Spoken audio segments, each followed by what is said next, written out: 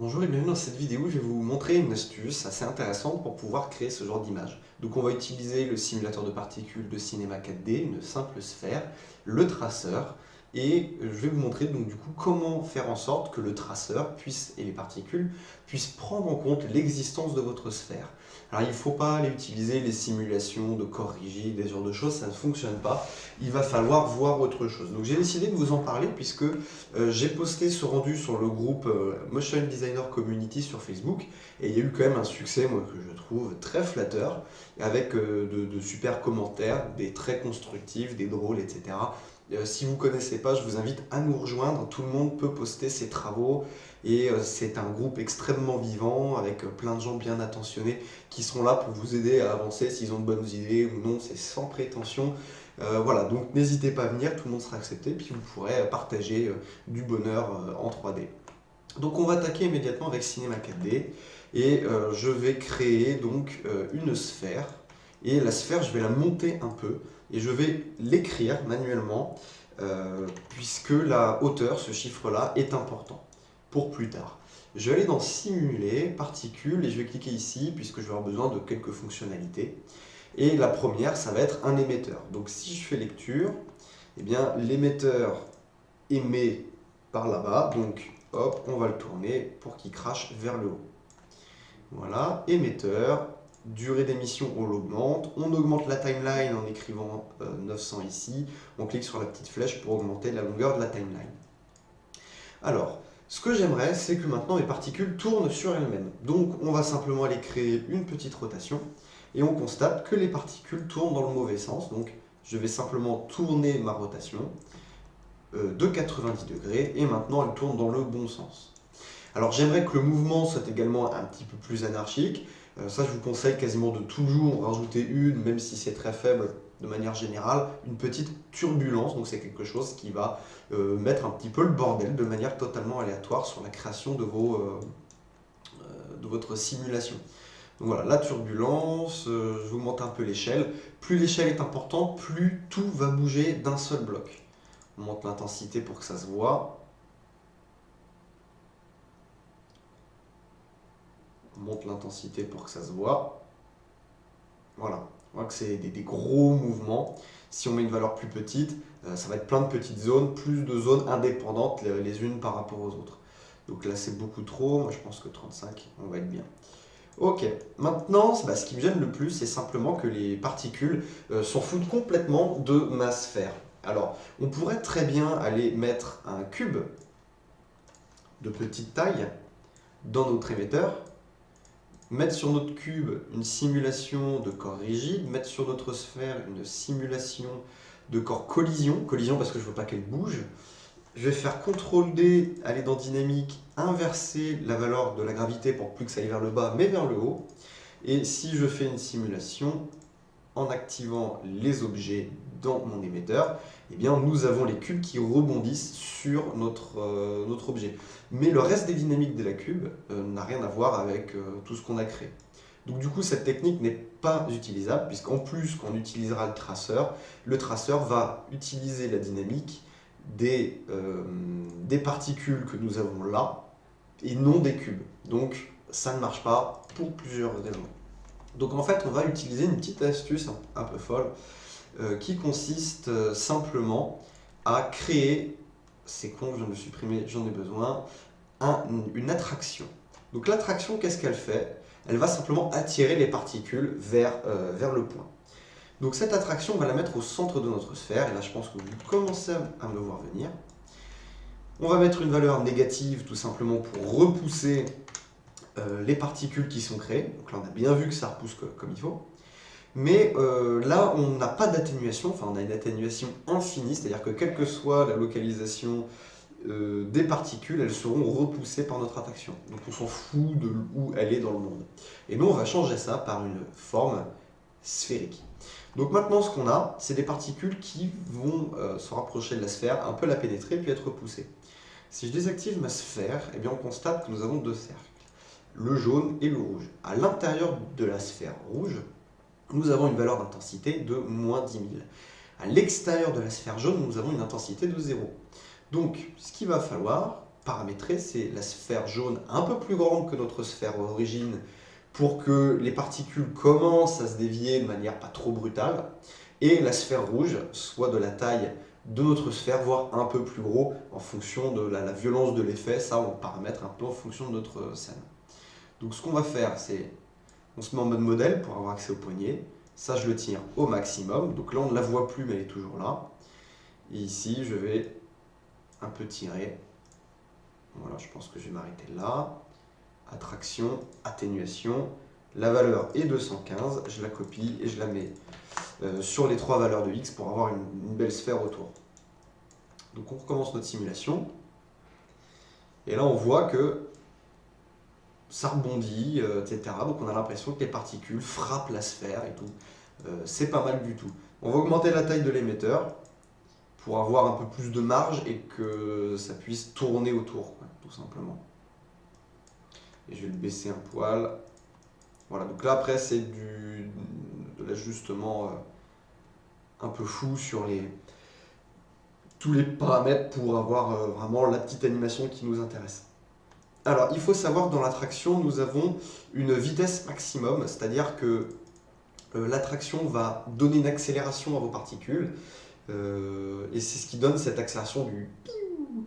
Ça rebondit bien fort. Donc, si on diminue cette valeur maximum, ça va moins rebondir, ça va moins accélérer, tout en gardant l'importance du paramètre. Il ne faut pas mettre des valeurs trop faibles, sinon ça va s'arrêter à l'intérieur. Un peu particulier, mais voilà. Donc il faut gérer entre la bonne taille de l'émetteur et tout. Ça, je vous laisse peaufiner de votre côté. J'ai utilisé ces paramètres-là, je me suis tué à trouver les bons trucs. Rapidement, j'ai vraiment quelque chose de satisfaisant. On va passer à la suite, tout simplement, puisque vous ne connaissez peut-être pas l'astuce du traceur. Donc pour utiliser le traceur, c'est quelque chose qui va dessiner une spline sur toute la trajectoire de chacune des particules. Donc je vais sélectionner mon émetteur et je vais faire Maj C et je vais taper traceur. Je fais comme ça parce que je ne sais pas où est rangé le traceur. Je double-clique et j'ai mon traceur. Et là, on voit qu'il commence à tracer. Donc si je sélectionne mon émetteur avant, c'est tout de suite pour avoir l'émetteur dans ma référence. Si votre émetteur n'y est pas, vous cliquez, vous glissez dessus et ça fera le même effet. Alors, je vais arrêter là. Je vais faire une petite simulation. Et on va s'arrêter assez tôt. Voilà.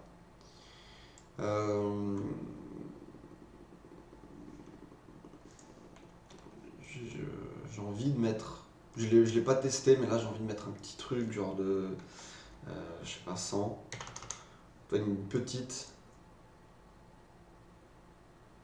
en boîte, tac. Je sais pas tout ce que ça pourrait donner, histoire de ratirer un petit peu ce qu'il y aurait au-dessus, ratirer les particules. Voilà, ça se referme un peu plus, c'est sympa. Donc voilà, je suis satisfait de mon rendu. Je vais créer une spline qui va me servir de forme de base comme extrusion. J'aime beaucoup le N côté parce qu'il nous permettra de faire un cercle, de faire quelque chose de 8 côtés, de 4 côtés comme un rectangle, ou quelque chose de triangulaire avec 3 côtés, ou 2 côtés pour faire quelque chose comme un fil, ou les petits drapeaux, tout ça. Donc le N côté, moi je trouve que voilà, quand on ne sait pas ce qu'on veut comme forme, c'est fantastique. Donc le N côté. Je prends maintenant une extrusion contrôlée. Je prends moi N côté mon traceur, je glisse tout dans l'extrusion contrôlée. Alors, juste avant de le faire, parce que là on a un rayon de 200. On a une scène, 200 c'est la taille de notre sphère, c'est le diamètre de notre sphère, diamètre ou rayon? Le rayon, ouais, c'est le diamètre de notre sphère, 200, donc c'est énorme. Et ça peut faire planter le PC, parce que juste la valeur ici est trop grosse. Donc on va mettre 1, et là on sait qu'on peut le faire de manière safe. Voilà, c'est instantané, sinon j'ai déjà eu des petits soucis. Voilà, le N côté, on va choisir un rayon sympathique. Tac, et puis on peut mettre un côté à 0%. Alors les textures, c'est du Octane, donc je ne sais pas si ça va vous intéresser. Voilà, je vais les glisser comme ça, et Octane Mix Material. Donc, voilà. Hop, excusez-moi. Alors, voilà, juste le petit Octane Sky, je vais prendre ça aussi. Et vous faire un petit rendu Octane, vite fait. rapidement. Voilà, donc ça permet d'avoir un rendu écoutez, sympathique, d'avoir quelque chose un peu qui fait comme un trophée. Voilà, c'est toujours bon à connaître, c'est un petit tricks vraiment sympathique. Bon, après, on est fan ou pas du côté plat, on va rajouter des côtés si ça vous intéresse, etc. Il y a plein de paramètres liés à l'extrusion contrôlée, avec le couvercle, si vous voulez fermer le bout pour qu'il soit arrondi, pour qu'il soit creux. Voilà, il y a vraiment plein de choses intéressantes. Pour moi, les deux choses importantes à montrer, c'était l'astuce de l'attraction qui fait la forme de la sphère. Donc si vous avez un personnage complet, il va falloir s'amuser avec la sphère et tout, à refaire le personnage. Donc là, c'est pas forcément une bonne idée. C'est un peu fou, je pense.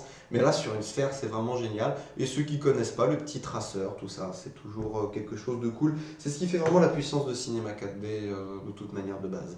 Si Cinema 4D est un programme vraiment qui vous passionne de folie, que vous avez vraiment envie de vous améliorer, de tout connaître de Cinema 4D, tous les paramètres qu'on trouve là-dedans, la différence entre tous ces moteurs de rendu, enfin toutes ces lignes, waouh, c'est quoi toutes ces options folles. Je réponds à toutes vos questions dans une formation que je propose sur tuto.com. Donc là, vous avez le lien dans la description. Voilà, je vous propose la formation complète, partie théorique et pratique sur Cinema 4D. Je vous invite, ne serait-ce par curiosité, de voir ce qu'on peut faire, de regarder les vidéos de présentation de ces deux formations-là. Voilà, je me suis un peu tué pour les faire, donc ce serait sympa de... Je pense que vous allez pouvoir vous faire plaisir en regardant ça. Sinon, ce qui peut être vachement intéressant pour vous, donc je vais parler du groupe Motion Designer Community pour montrer vos travaux. Et il y a le site en fait du groupe Motion Designer Community qui vous propose des tutoriels de très bonne qualité. Par exemple sur de l'intégration, faire danser un personnage, créer ses normal maps, un tuto After Effects vachement poussé par Maxime Accard, un peu de Arnold. Et dans Shop, il y a des choses gratuites. Peu maintenant, mais je suis en train de travailler sur un contenu supplémentaire gratos. Je vous en dis pas plus pour le moment. Voilà, donc il y a un truc gratuit à télécharger. Moi, je vais en rajouter également pour que voilà, ce sera vraiment intéressant. Et vous avez dans le blog, en fait, c'est le lien maintenant que je partage sur le groupe Motion Designer Community. Quand vous voulez être mis au courant des nouveaux tutos, des nouvelles choses, voilà. Quand on a quelque chose à dire, on le partage sur ce site, tout simplement. Cette vidéo-là pourrait vachement vous intéresser, donc ça, c'est pas de la pub, c'est pour vous, parce que c'est quand même, je vous propose de me faire une petite vidéo, donc regardez cette vidéo. Je vous propose de me faire une vidéo pour m'expliquer vos problèmes, et je réponds à votre problème en faisant un tuto. Donc si jamais vous n'arrivez pas à faire quelque chose, vous ne comprenez pas pourquoi, vous n'arrivez pas à trouver les solutions, voilà, vous me faites une vidéo et je vous réponds. Au pire, je vous réponds en mail, et au mieux, je fais une vidéo complète où je fais ce que vous me demandez sur le projet. Alors attention, je ne vous renvoie pas le projet après, puisque dans l'étape d'apprentissage, c'est très important de le faire soi-même. Mais vous avez le tuto quoi, de clic pour avoir le bon résultat, donc c'est vraiment génial, et je pense que c'est super intéressant pour les gens. Il y a des trucs de merde comme ça qui nous arrivent, et quand on connaît l'astuce, parce qu'on l'a regardé, on l'oublie pas, parce qu'on se dit putain ça c'est fou, et on est très content de la connaître. Donc voilà, du coup, je vous invite à aller découvrir tout ça. Voilà. Tout ça. Donc, ça, c'est un nouveau moteur de rendu que je teste aujourd'hui qui s'appelle Vivaldi. Je pense faire une petite vidéo dessus pour le présenter, dire 2-3 tricks, vous expliquer pourquoi j'ai bien aimé ce machin-là. Voilà, parce qu'on peut faire quand même pas mal de petits trucs assez cool, dont je vais vous en parler dans une autre vidéo. Et bien écoutez, j'espère que ça vous aura plu. N'hésitez pas à vous abonner, à liker, mettre un petit commentaire, ça nous fait toujours très plaisir, ça nous motive. Et puis écoutez, on se retrouve très bientôt pour un prochain tutoriel sur la chaîne NHS Studs. Donc ciao et à bientôt les gars.